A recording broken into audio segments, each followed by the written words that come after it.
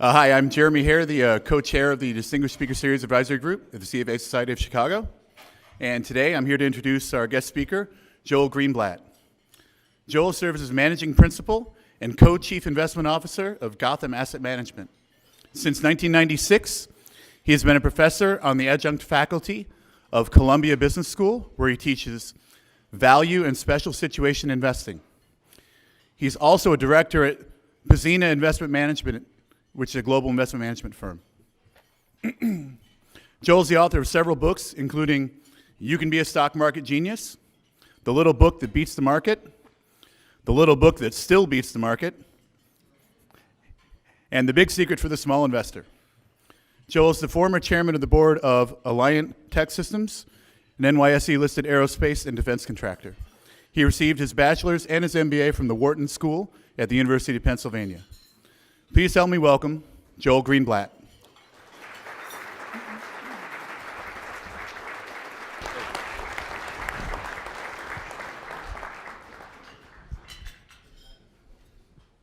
Thanks very much. Can you guys hear me?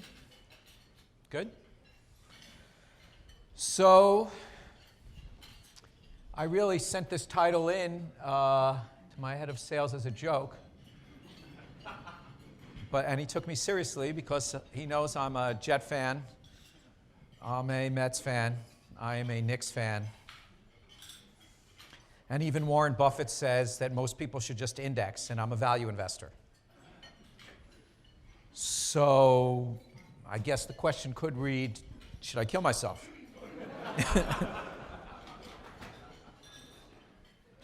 And I really, at least in the next few years, don't have a lot of hope for my sports teams. But whether value investing is dead or not is another question.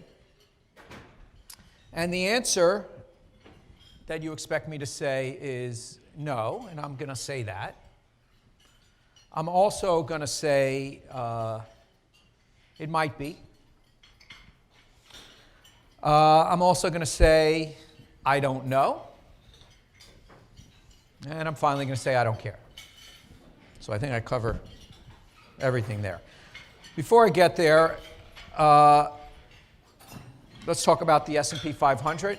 So the market fell yesterday, and we value businesses, and I'll explain briefly how we go about valuing businesses, but we value all the stocks in the S&P 500, and we've done that every day since we have good data going back to 1990, weighting it according to the S&P 500.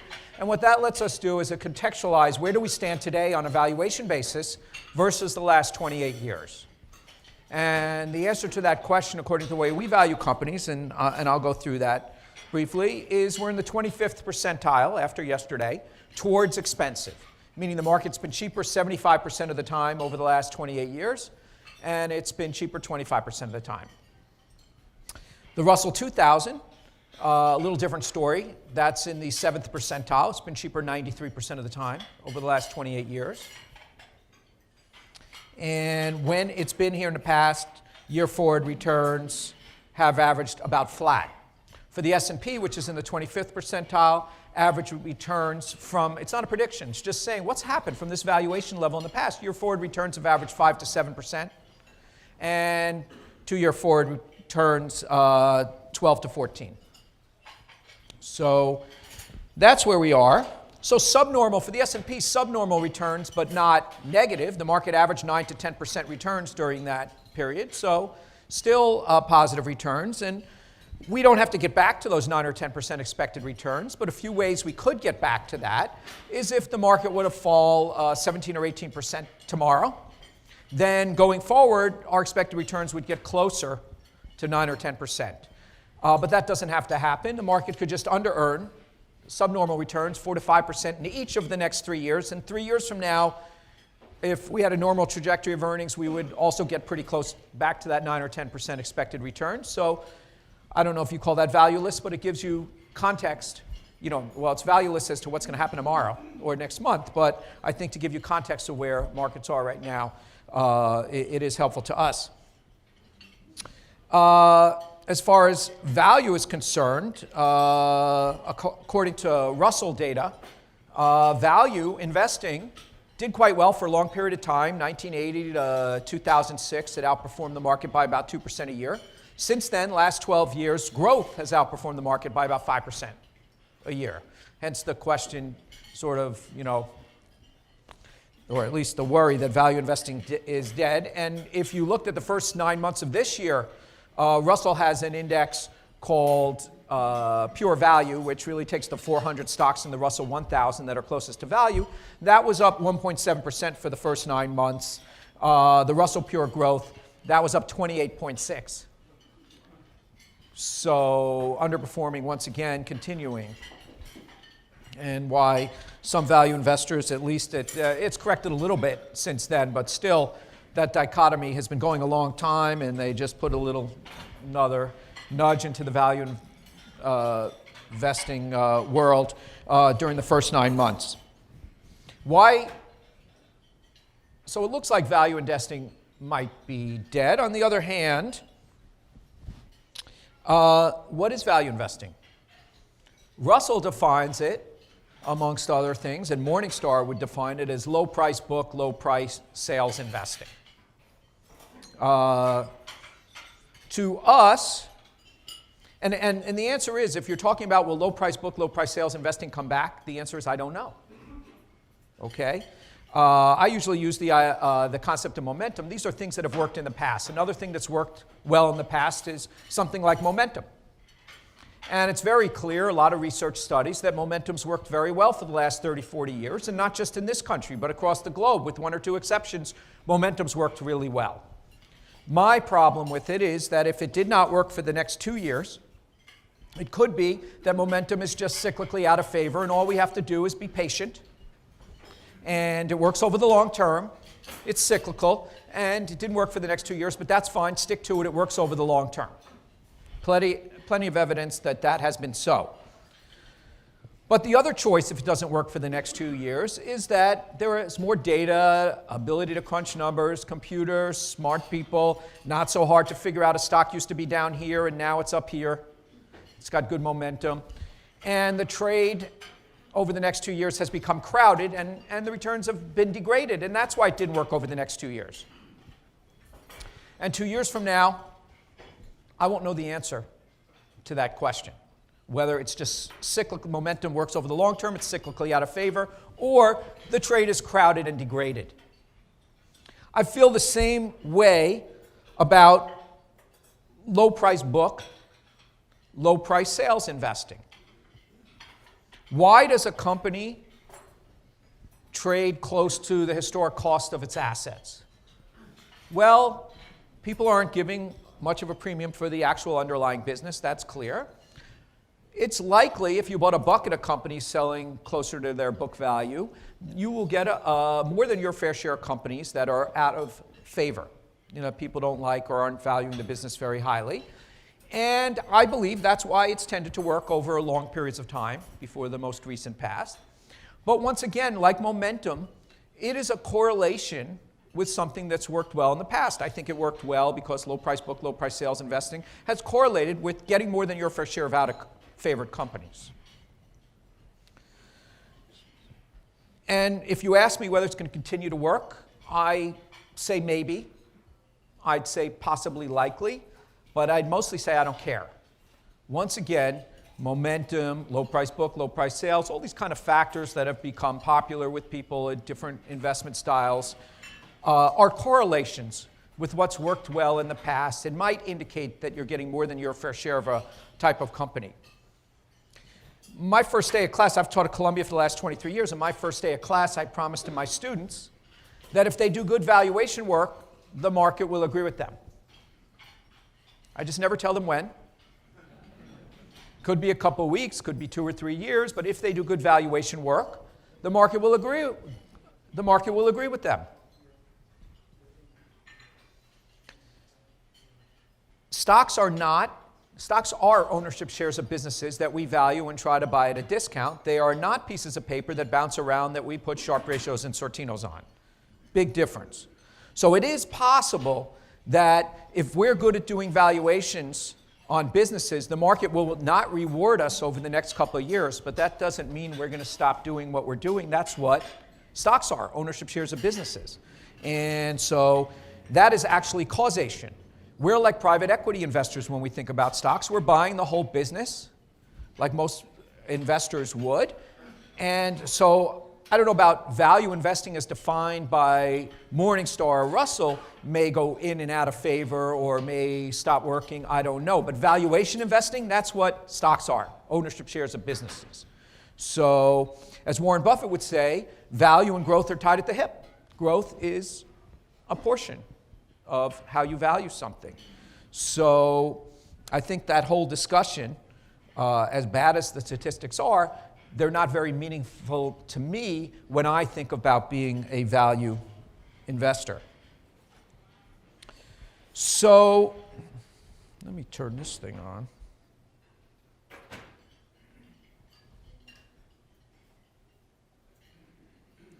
So let me talk about how we go about valuing businesses.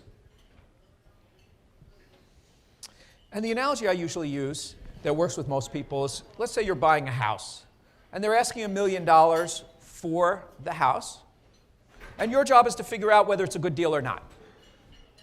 Pretty straightforward. There are certain simple questions that you would ask to determine whether that's a good deal or not. One question you might ask is, if I rented out this house, net of my expenses, how much would I get for it? And if I could get $70,000 or $80,000, $90,000 a year net of my expenses for that $1 million house in a 3% interest rate environment, that 7 or 8 or 9% free cash flow yield on the house might indicate that it might be, priced well. What's another question I might ask if I were trying to figure out if that's a good deal or not? Pretty simple question.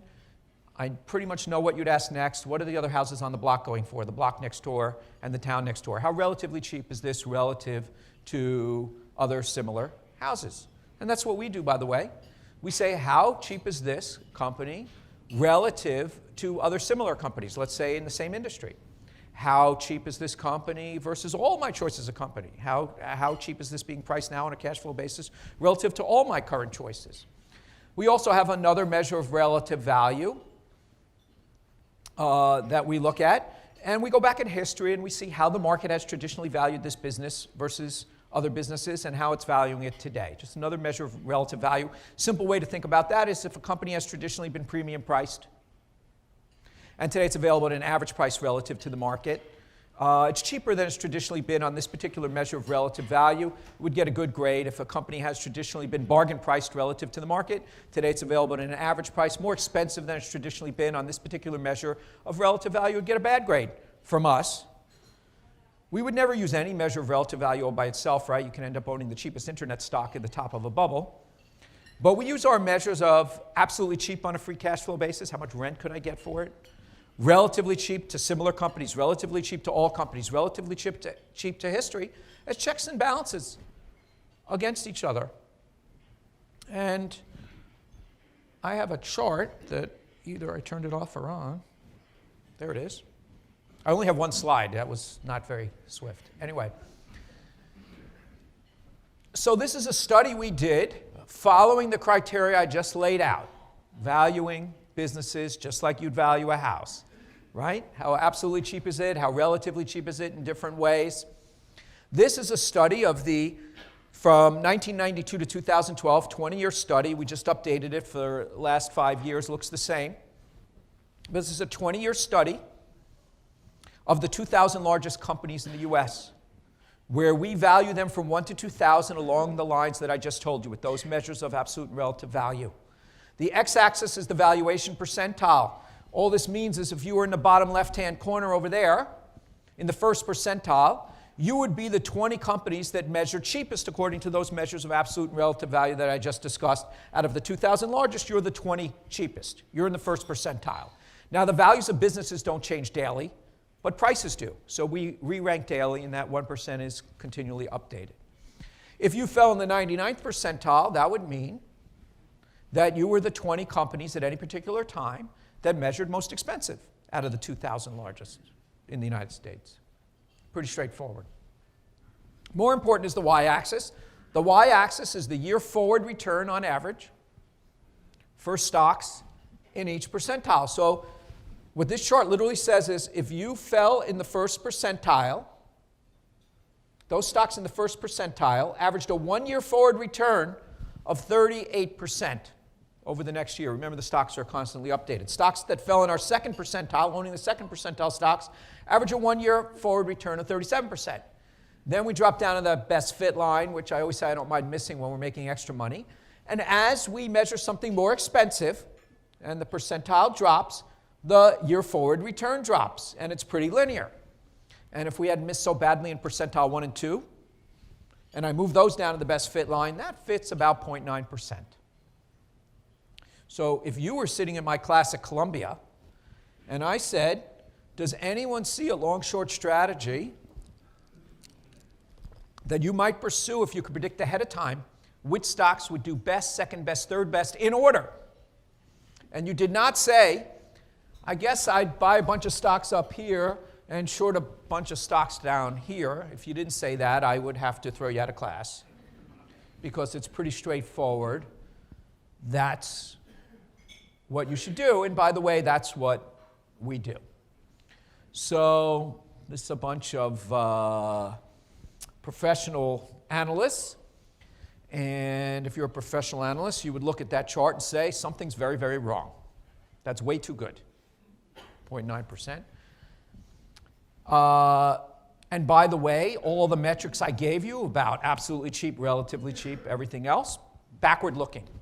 No predictions involved. Got a 90% fit. So why, if it's so simple, and I just laid it out for you, is it so hard to do? Well, the answer is that this is an average over 20 years. If what we did, and if we did it this way, and it looked like this every day and every month and every year, and it worked in order like this, everyone would do this. It doesn't look like this. When you're living through it, it's quite noisy. If I gave you a 2 or 3 year snippet within those 20 years, the fit would be nice. It would kind of rhyme a little bit with this, but it would be like 0.55, 0.6. It wouldn't be 0.9, right? It doesn't work every day and every month and every year. But what this chart would tell me is, as opposed to momentum or low price book investing or who knows, whether it will continue to work, the way you would value a house, the way you would value any earning asset, we can't value Bitcoin, okay, or gold for that matter. But if we have an earning asset or an asset that we expect to have earnings, we can perhaps value it, and those very simple measures are approximately how the market values those companies over time, especially if you buy a bucket of them. You'll be right on average. And if it's not working in the short term, should we stick to our guns? This chart would say yes. Okay, we have to balance our risks. We have to do a lot of things, but we should stick to our guns. Valuation is like gravity, is the best way I would put it. So, I have a friend who's an orthopedic surgeon, and he's head of this group of orthopedic surgeons, and they have a big dinner every year, and, for whatever reasons, he asked me to give a talk about investing for about a half an hour to the learned doctors in the room and take some questions. So I explained how the stock market worked for about a half an hour, and then I said, any questions? First question was, market was down 2% yesterday. Should I get out? The second question was, oil was up 1% yesterday. Should I get in? My conclusion from those questions was that I had just crashed and burned, and they didn't understand anything I had just said about the stock market.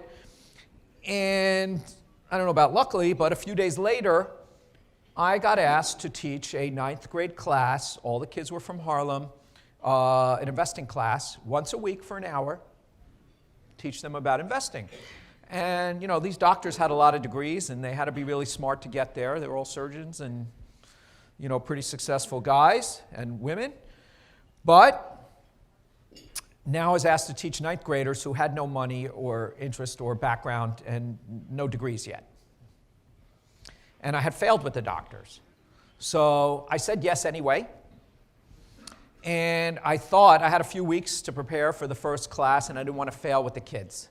So I thought about it, and I walked in the first day of class with a big jar of jelly beans in one of those old-time glass jars. And I passed the jar of jelly beans around the room, and I passed out 3x5 cards.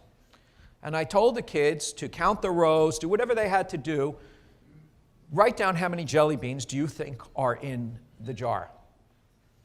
And so they passed the jelly beans around, they did their counting or whatever they were going to do, they wrote down, I collected the 3x5 cards. Then I went one by one around the room, and I said, tell me how many jelly beans do you think are in the jar, and you can keep your original guess, you can change your guess, that's completely up to you. And I went one by one around the room and said how many jelly beans are in the jar, and I wrote down those answers. So here are the results of that test. When I averaged the guesses from the 3x5 cards, the average guess was 1,771 jelly beans, and there were 1,776 jelly beans in the jar. So that was pretty good. When I went around the room one by one and asked them, that guess averaged to 850 jelly beans. And I told the kids that the stock market was actually the second guess. Okay? Because everyone knows what they just heard, what they just watched, what they just read, who they just talked to. They're influenced by everything around them. And they didn't make a very good guess. When they were cold and calculating and independent, okay, their guess turned out to be much better. So I think of ourselves as cold-hearted jelly bean counters when we're trying to value businesses and trying to, cover our ears and close our eyes and try to figure out valuation without being influenced by things around us. One of the ways to do that is to use trailing numbers rather than our own projections. Turns out to work better. And that's, very much how the stock market works and how you can go about beating the market. But then again, I opened them and I said, even Warren Buffett, I gave a speech at Google a little less than 2 years ago. And I started it this way. I said, even Warren Buffett said that most people should just index. And then I said, I agree with him. And then I left. But then I said, Warren Buffett doesn't index and neither do I. How come? Okay? And the same type of question I get every year when I'm in class, at least for the last 6 or 7 years, someone raises their hand at Columbia and says, hey, congratulations, Professor Greenblatt, on a nice 37-year career, whatever it's been. Great job, but now there are more hedge fund managers, there's more computers, there's more analysts, there's more ability to crunch numbers, there's plenty of evidence to show that active managers don't really add value over time. More or less the nature of the question is, isn't the party over for us? It's just so much harder now than when you started out. So my students are second-year MBAs, roughly 27 years old on average. And so what I say to them is, okay, I'll tell you what, why don't we go back 20 years when you guys learned how to read? Okay? Let's take a look at the most followed market in the world. That would be the United States.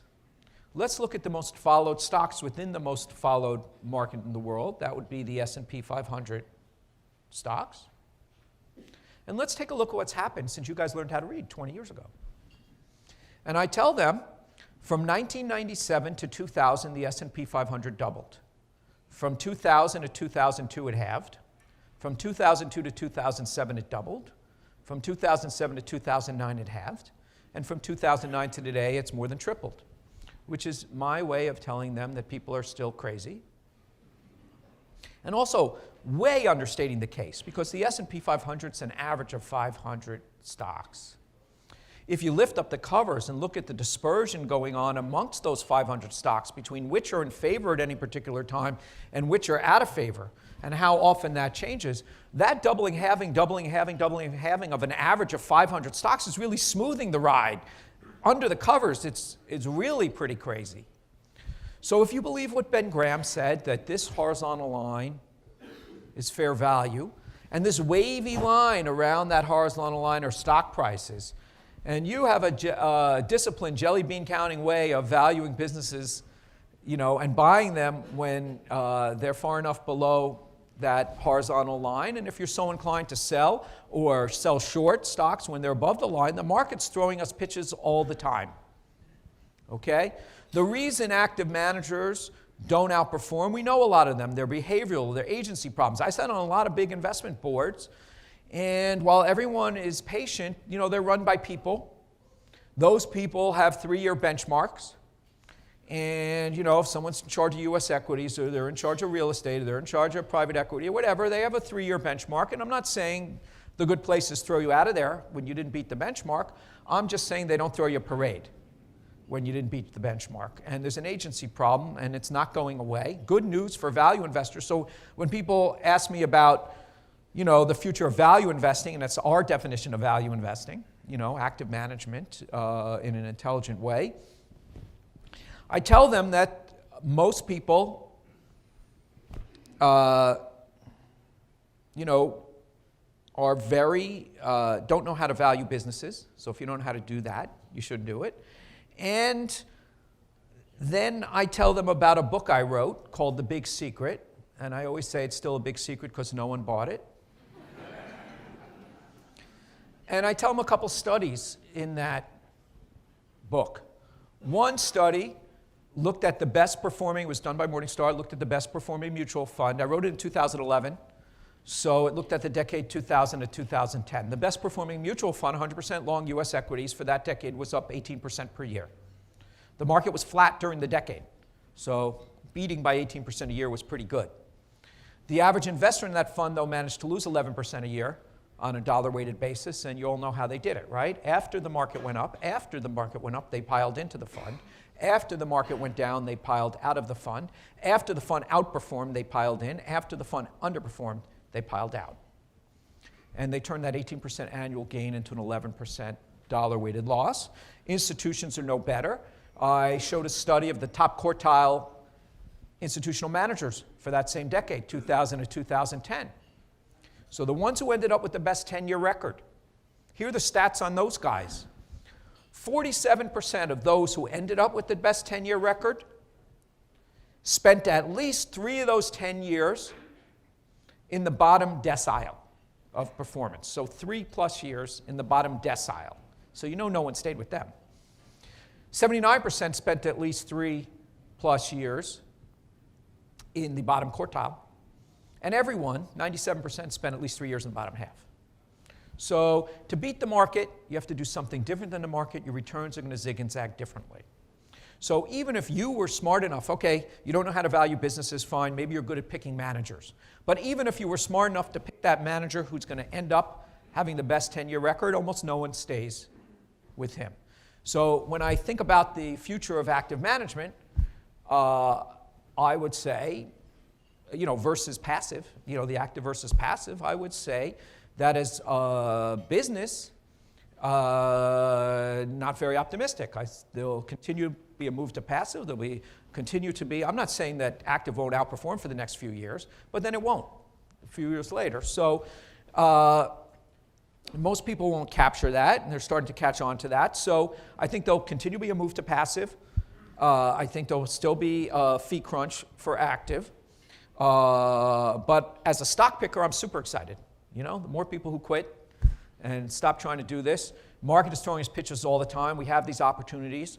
So the good news, I'm very optimistic as a stock picker. The business of active management, might be so what, I don't know.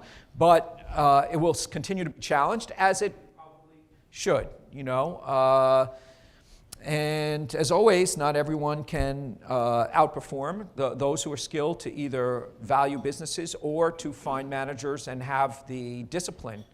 The big secret, by the way, so you don't have to buy the book. Not that you could, I can't even give it away. So the big secret is patience, okay? Find a strategy that makes sense to you and have the discipline to stick with it. That's few and far between. Actually, my partner and I looked at this because we run, my partner Rob Goldstein joined me in 1989, and I took a look at this. the mutual fund flows. We run some mutual funds, and we watch them go in and out exactly at all the wrong times. We can see live the world's worst money flows, okay? Just chasing whatever the last returns were. And it's uncanny. It's pretty amazing, and it happens to everyone. And we sat down to try to figure this out. And we actually came up with a strategy a few years back to try to address the drive to passive. And part of addressing it was to sort of partially give up. And so what we did is we set up something we called Gotham Index Plus. And what we did was we said, for better or worse, most people use the S&P 500 as their benchmark for whether they beat the market. So we said, you know what? We're going to start there. And so if someone gives us $1 in this mutual fund, we just recreate the S&P 500 bottoms up, all the stocks in the S&P 500. We don't think we're charging for that part. It's pretty easy to do. But then we buy 90 cents more of our favorite S&P stocks on top of that, and we short 90 cents of our least favorite. We balance those risks. We don't want to drive tracking error because, number one, actually people don't mind tracking error if they always win. Okay, so we did try to preserve some of that, but by the same token, we didn't want to underperform during periods. So what we did was we obviously made the 90-90 zero beta. We didn't let small stocks really drive the return. And we actually matched our portfolio a little better, so we weren't as extreme in the 90 cents we like. We bought the cheapest, short the most expensive, subject to constraints. Why are people buying these things? These stocks down here, these stocks are either losing money or trading at 50 or 100 times cash flows. Why are people buying them? Because they think 2023, 2024 is going to be awesome. Okay? And what's going to be down here? Tesla or something like that. Say, oh, you don't get it, the world's changed, whatever. And I would call something like Tesla the tyranny of the anecdote. There will be some winners in this group down here, that are losing money and people are paying or, trading at 100 times. And people will know the name of that winner. In other words, I call it the tyranny of the anecdote because some winners, you'll know their names because they won, but it's the world's worst investment strategy to try to find your winners from down here. There was a famous Damon Runyon line, Guys and Dolls was based on, his writings, and he said the race is not always to the swift, nor the battle to the strong, but that's the way to bet. And so you really don't want to be betting on trying to find the winners in here. And then why are people being so nice to us? Why are they giving us 7, 8, 9% free cash flow yields in a 3% interest rate environment? It's pretty clear. That's last year's number. People don't think the next year or two will be quite as good. These are systematically avoided stocks because when you're an active manager, you're trying to make money in the next few years, whether you're patient or not, your clients aren't. And besides, you're picking stocks. You want to make money. Your happy hunting grounds is not usually in those companies that people don't, it doesn't mean they'll do badly, but just not quite as well. So they're systematically avoided. Meanwhile, they're gushing cash, huge returns on capital. And so that's what we like. But that you would imagine an unbalanced portfolio. So in that 90-90 and Index Plus, what we do is we balance fundamentals. So you'll see, why do they like these down here? Even though Tesla may not be earning money yet, their sales are growing really fast. Other fundamentals are going well. So we try to match see that our longs that we like have just as good sales growth as our shorts. And so that's how we're trying to address it. It's almost an impossible challenge, so far so good, and we're having fun trying to design something. And I wrote an essay about this Index Plus thing, and I said, the strategy that's best for you is not only one that makes sense, but one you can stick with. So if you have, one of the problems with value investing and deep value investing is it works over very long periods of time if you're good at valuing businesses. It's just very noisy. You don't have a lot of people staying with you and a lot of people capturing those returns. So that's why it'll keep going. That's the great news for active managers, but it's also the challenge. Anyway, I'm going to stop there and maybe hopefully you'll have some fun questions and challenge me on some of the things I just said. So thank you. Is there a mic going around?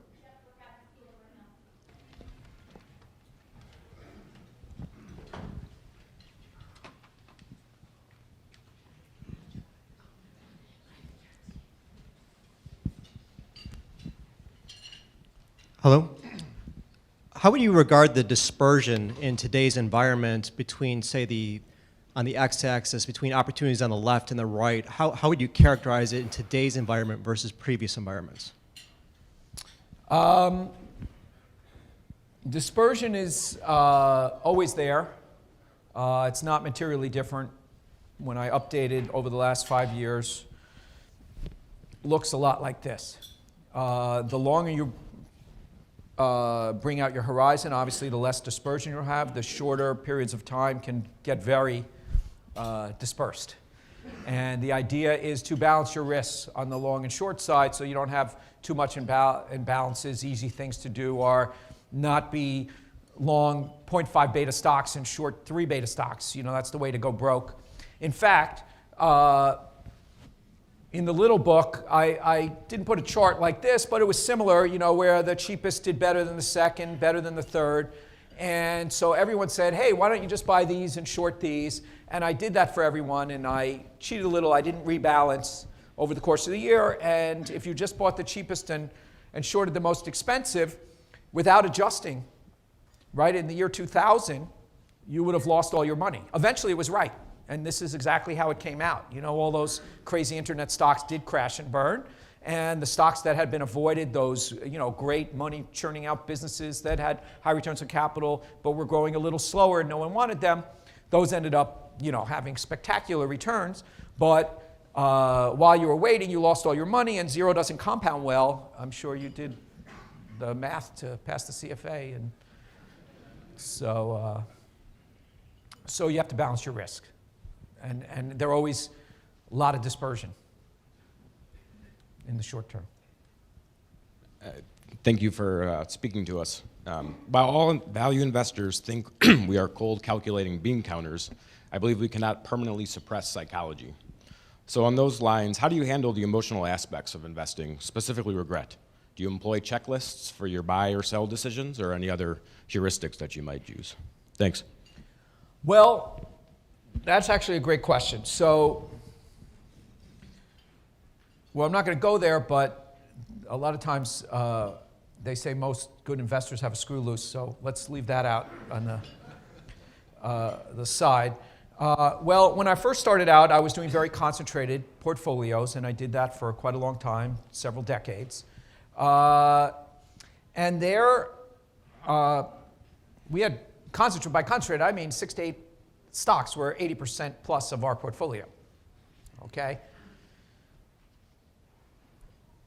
When you know the businesses really well, you know, the best way to think about these are actually businesses. You know, Warren Buffett has a, you know, I'm going to, you know, paraphrase here, but he said, imagine that you had a business that you sold for $1 million, and now you want to reinvest the money intelligently in, you know, the city where you live. And let's say there's hundreds of businesses, and you analyze them, and you find, you know, 6 or 8 that, you know, are run by good people, have good prospects, you know, nice returns on capital, you know, all good things and a nice future. And you did that research, and you divided that $1 million amongst those 6 to 8 businesses in your city that, you know, you liked all those elements to. Most people would kind of call you a prudent person. You know, you're dividing, you did your research. But when it comes to the stock market, you can get daily quotes on those businesses. Academics would tell you you're insane. You know, you're taking way too much risk, it's volatile, and so you really have to think in those terms, you know? I mean, read as much Buffett as you can, but bottom line is, if you want to stay unemotional, actually think what you're doing. Think of businesses, stocks as ownership shares of businesses. It's very, very helpful.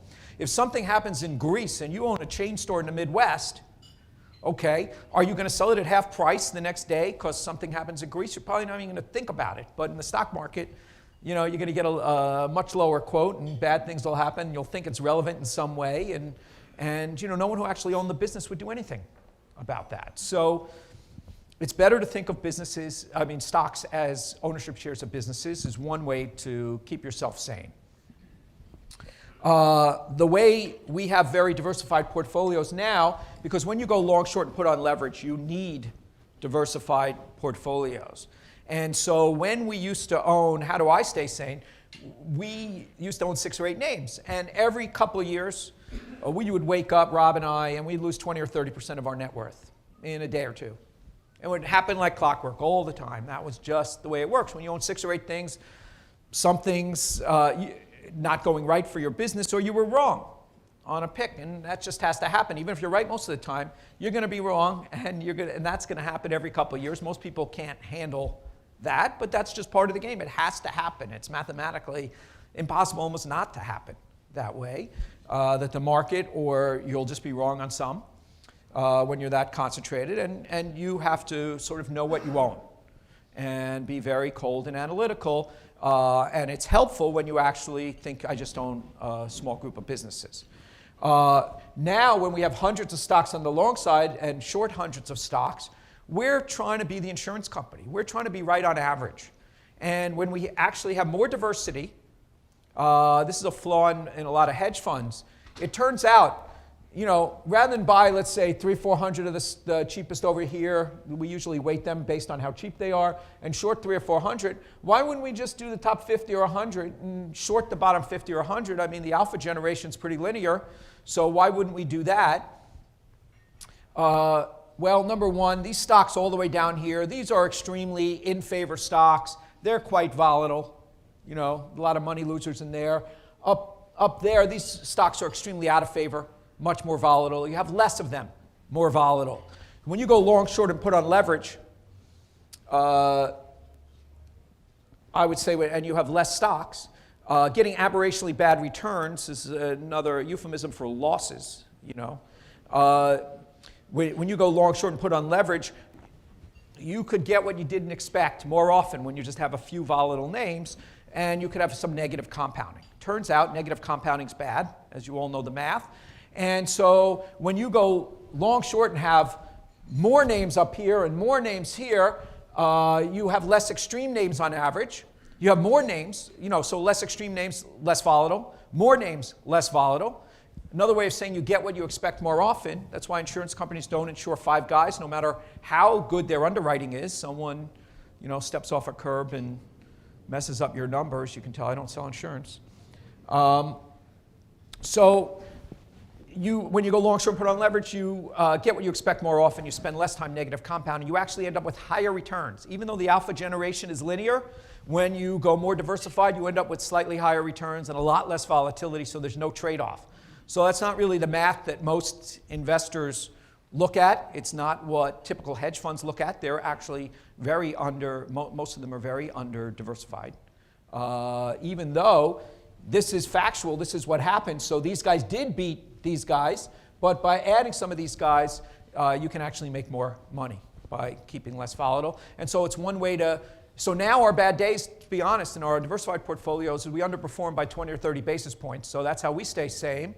That's our bad day, as opposed to losing 20 or 30% of our net worth. So we trained ourselves over many years to be, by being concentrated investors for so long. So it's complicated. I would say that the best idea is to think of stocks as ownership shares of businesses and really believe that.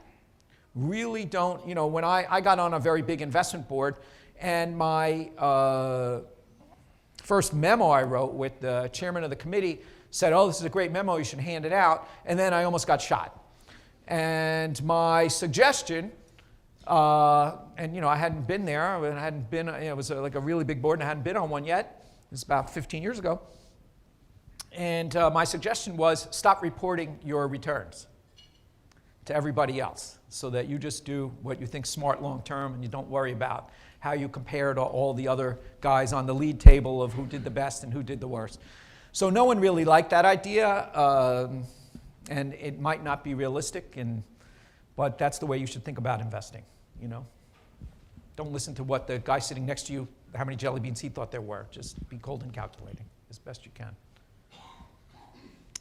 Hi, I loved You Can Be a Stock Market Genius, and I was just curious if you could compare and contrast the opportunity set and special situations back in the early 90s when you wrote that and today. Sure. Well, I still teach that. I have 5 kids. I taught the ones who were willing to listen to do the same types of things. The opportunities are still there. And in my class every year at Columbia, I say, what happens to people who are good at finding off the beat path investments? You Can Be a Stock Market Genius was about special situation investing, mostly value and special situation investing, looking for things a little bit off the beaten path, like spin-offs or companies going through some extraordinary transaction where it got a little more complicated, looking at places off the beaten path. I opened the book with talking about my in-laws who used to live in Connecticut, and they would spend the weekends going to tag sales and country auctions looking for bargains. They collected sculpture and art and other antiques. And let's say they found a painting that they liked. And what I said was, their question wasn't, is this guy going to be the next Picasso? Okay, that's really hard to do. Their question was, is there a painting by the same artist that's similar style that just went up for auction for 2 or 3 times what this one they can buy? That's a much easier question to do. So they really were going to get their bargain from looking, off the beaten path in a place other people weren't looking. They weren't going to get it from being so good at predicting. Okay? And so that's what I called special situation investing, and those opportunities still exist. And I asked my students, what do you think happens to people who get good at doing that? And a lot of the answers is they get so rich they have to, they don't have as many opportunities in that area. So there's a new generation that can always look at these small off the beaten path opportunities. Some of them come in big sizes. But there's always an opportunity for people running several $100 million to invest quite well. And I almost call that investing, not making money by taking risks, just doing work, doing more work in a place that other people aren't looking. And so that's, when I wrote in the book in '97, I said, when you get to $250 million, give me a call. I actually did get a couple calls. And one guy who made the Forbes 400 wrote me a thank you note, so that was nice. But bottom line is that's still there. I think the opportunity set's even bigger because the world's gotten a little bigger than 250 million. But so there's great opportunity always for that smaller cap. As far as the larger cap stuff, there are more people looking, but people are very emotional. People have a lot of agency problems when they get pretty big like that, and so. That might have gotten a little harder. I really don't think so. I think we go through these cycles where, when I was just describing the S&P 500, the biggest market in the world, doubling, halving. There's a lot of emotion still out there. You just maybe have to be a little more disciplined to take advantage of it. So I am not concerned that those opportunities won't continue to exist, pretty much forevermore, as long as we all remain human, which I think we will.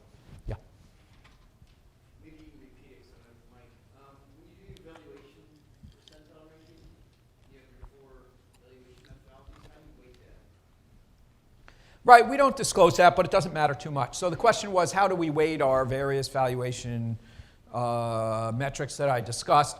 And while we don't disclose it, I will disclose it doesn't matter all that much. These are all things, when you're valuing the house, you're looking at all these things. And as long as they're all substantial parts of it, you end up doing pretty well. Here, thank you. Mr. Greenblatt, for a great session. Quick question on this long-short strategy. How do you go about sizing? For example, equal weighting or value weighting or other better, more intelligent way you go with it?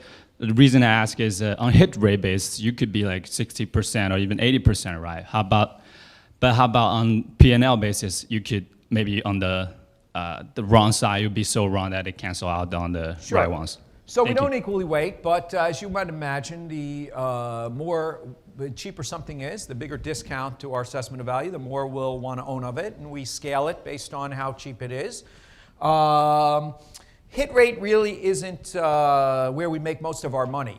Our hit rate's about 2/3. 2/3 of the time, just doing this simple stuff, you end up outperforming the market on 2/3 of your picks.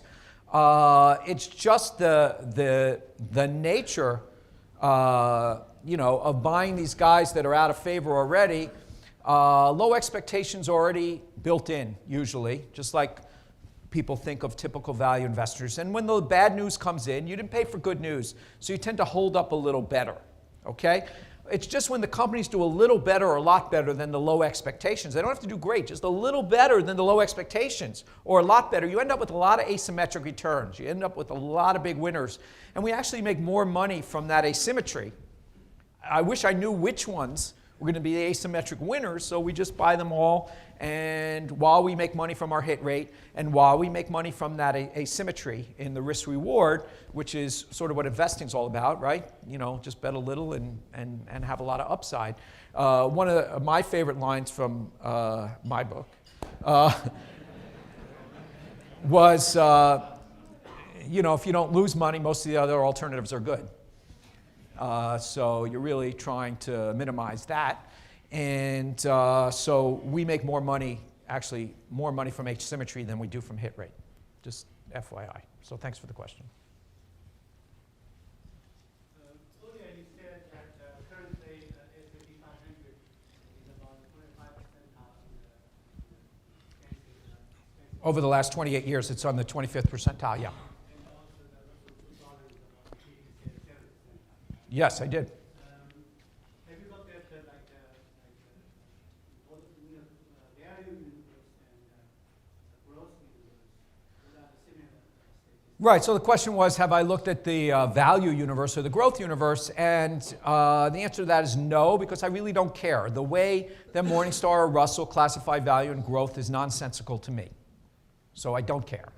I think I went through a whole list of things, and I ended with I don't care. And I think I'm going to stick with that. Yeah, who has a mic? You? Okay. Yep. So I noticed that this chart here applies to the largest 2,000 U.S. companies. Yeah.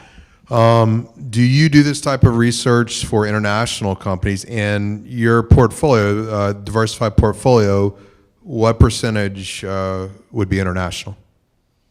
Okay. We don't do global portfolios. We do international portfolios. We do U.S. and ex-U.S. We only do long investing ex-U.S. The reason for that is that shorting is, you really have to balance when you're shorting and taking on leverage, both those things are risky. You have to balance your risks well. And when you go international, you have different trading costs. You have different shorting rules. You have different currencies. You have different regulatory issues. So I could snowball the complications doing long, short, with leverage internationally, and we don't really feel the need to take that on. We have a big research team, and we go, we don't use like a database or anything. We go through every balance sheet, income statement, what's that deferred tax asset or pension liability, all those things. How efficient are they when they earn money? How efficient are they when they spend money? We're looking at all those things, and so we do that internationally. But on the short side, like I said, it adds a lot more complication, a lot of different rules, trading costs, everything, currencies. They get very, very complicated, so we just do long only, is the answer to your question. Yeah. Your process sounds fairly quantitative and using historical data and historical relationships. And of course, those are things that computers do very well. What's the role of human beings in your process, and do you foresee that you'll get to a point where ultimately a more refined computer algorithm can do it better than humans? Right, so that's a great question. So I don't view us as quantitative, except to the extent that to figure out the value of something you need numbers, okay? But I said there are many things that have correlated with good returns that quants use, like momentum or a low price book or other factors that they use. We only look at things that are relevant to valuation. We do get very quanty in our risk management. We're very quanty in how we, model our trading costs or manage our risk. What risks do we want to make sure that our attributes to our portfolios have? We use quanty things in risk management in trading, in tax management. We're doing lots of those things in a quantity way. But we're very fundamental in the way we value businesses, okay? And just like, think about it as we're private equity investors. If you want to call them quants, then we're quants. But in my mind, we're fundamental investors valuing businesses, looking at the data that makes sense for valuation.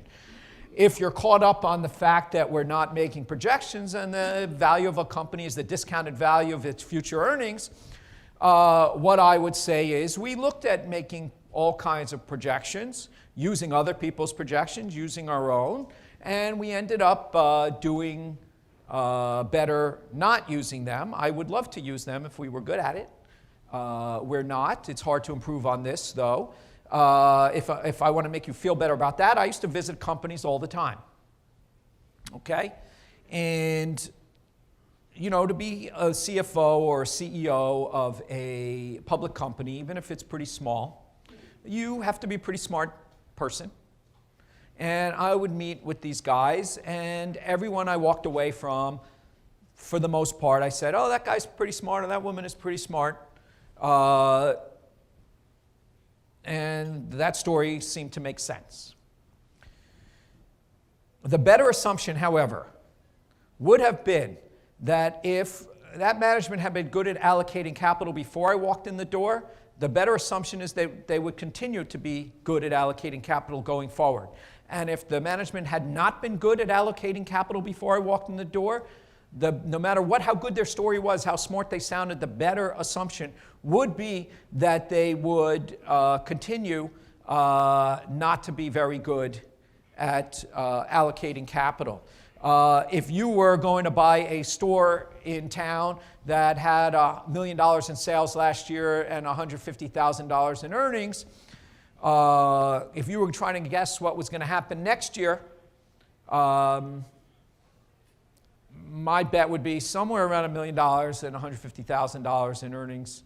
And when you own hundreds of things, it turns out that that's pretty good. So it's not that I don't believe the value comes from the discounted value of future earnings.